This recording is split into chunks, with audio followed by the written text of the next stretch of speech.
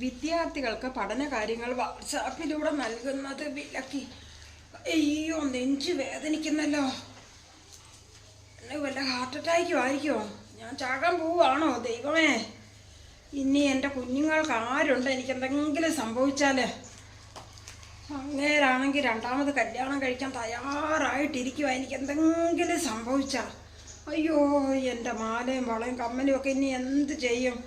എല്ലാം അത് അങ്ങേര് അവൾക്ക് കൊടുക്കും.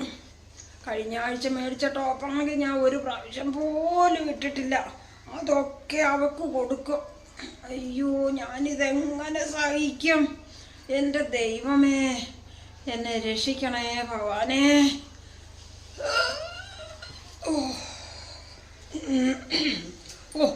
ഗ്യാസായിരുന്നോ? ഓ, രക്ഷപ്പെട്ടു.